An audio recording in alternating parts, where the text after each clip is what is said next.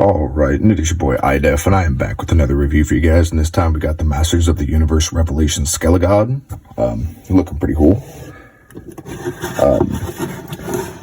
We've done like 2 of these before, and to be honest, I think the boxes were pretty similar. Like, they have a lot of these little runes on there and stuff. Hieroglyphics, I don't really know what they are, but got the cool little image on the side.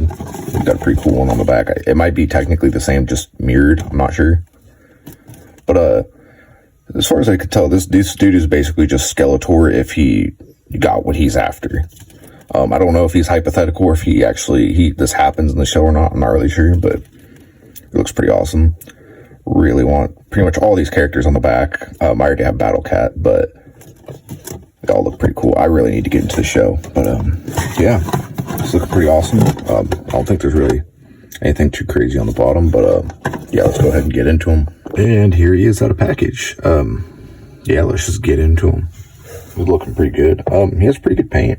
Honestly, there's nothing I really see that sticks out as being bad about his paint. I mean, actually, there's little parts where it looks like it might have been scuffed or something, but I would generally assume it's probably not like that on most figures, so whatever. He can look up a little bit, but he can look down. He can look down quite a bit. It's not bad at all. Despite him having these big horns and the armor, shoulder-like armor, or whatever, he can still look around pretty good. You also get some tilt, which is cool. I'd like to see that. That armor, actually, he still gets a bunch of T-pose, actually. The armor doesn't really impede him, to be honest. He still goes up pretty good. It's pretty soft. It's not really hard plastic. It kind of looks like it is, but it's pretty soft. So, I think a lot of poses he's still going to be able to do. But yeah, he's got a bicep swivel, which is good. I haven't actually tested he's got a good bend. Yeah. I messed with his legs, and he's got a pretty decent bend on him.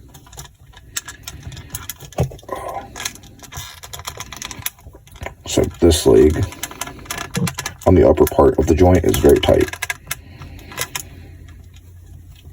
But he's got a good bend. Like, not bad at all. Oh, so tight. He's also got a thigh swivel. This leg, I had to heat him up just to get it to move, honestly. Like, I'm not going to say that's on every figure, but I'm just letting you know, like, on mine, it was so stiff I had to heat it up to get it to move. Also, his wrists bend a singular way and then they can turn. Also, his hands, I haven't tried to pull them out yet, and they don't seem to just fall out or anything, but they're very, very loose. Also, these are not really stuck in place, and I think you're supposed to kind of push them up onto his forearms, and they kind of stay a little bit better. But if you don't, just kind of leave them there, they will just kind of dangle, and they move around a lot. He doesn't go back super far, but he has a little bit. And I would say, honestly, from his, like, neutral point, he goes forward more than he does back. And he gets a little bit of side to side, too. It looks like he's not really supposed to turn at this, I don't think. It doesn't really want to turn, and it seems a little bit sketchy. Like, it actually has resistance when I try to push him that way, but his waist turns just fine. So that works. You'd think this would impede him a lot. It really doesn't. He still gets a pretty good kick. So that's good. Pretty good split. And we already saw the knee bend. And then his ankles aren't too bad. He has kind of wonky looking feet. Like, they're very thin and long looking. But, like, it works. But, yeah, it just kind of is what it is. There's no sort of, like, calf twist or ankle twist. So, do with that what you will. But, yeah, he's pretty cool. He's got pretty good, like, his articulation's actually a little bit better than I expected it to be.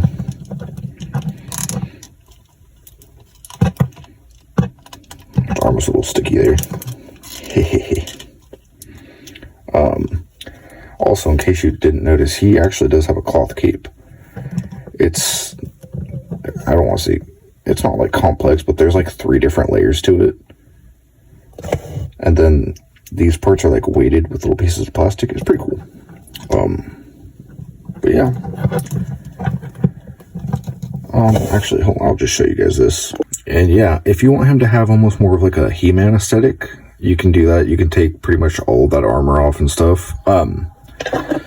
This harness that's on him, you could take that off too, but I'll just show you. So it's got like these little tabs that go in there. I feel like this kind of setup is just built to break if you use it too many times. It was kind of the same with the armor on Beastman.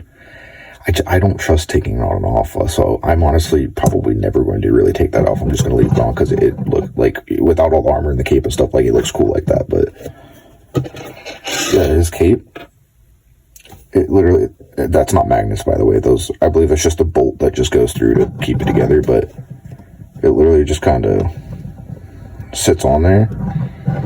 And then the armor piece, when you put it on, it basically latches over that, and it keeps it in pretty, like, just fine. But it literally just comes right off like that. And then also, let's do this real quick for you. If you want to still have this on, that friction fits on, or I don't even know if it, yeah, I guess it's friction technically, but like if you still want that on his neck, it will stay on there just fine. Like it looks, it doesn't look bad necessarily, I don't know. It goes on there. And if you didn't notice, I did switch his hands out.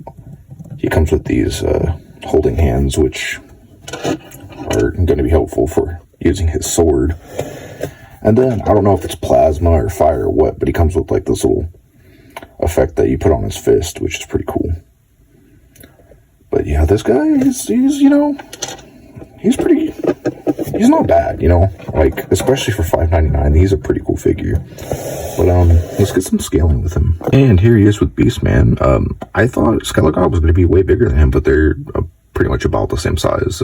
They're both pretty big boys. And here he is with Battle Cat. I don't really know if that scales well or not. It looks great to me. But, I'm just saying, realistically, even for whatever, Cringer or Battle Cat is a big fucking tiger. But yeah, overall, I think he's pretty damn cool. He's got a few flaws, but they're pretty minor, and it's not that big of a deal. Like this thing doesn't stay on his hands super well, but again, it's pretty easy to work around, and you really just fidget with it until it goes on his hand. Like, you don't need to force it when you put it on there, at least with mine. I eventually just keep rotating it until there's a way it kind of just fits in there perfectly. But, yeah, he's not too hard to stand. He looks pretty good. But, yeah, definitely recommend, even at retail. I mean, it's really at your own precaution, because, again, he did have some loose-ish joints. Not really bad, but I don't know. Definitely worth it if you find him at Ross, though. But he's pretty damn cool. I recommend. But, yeah, I think that'll be it.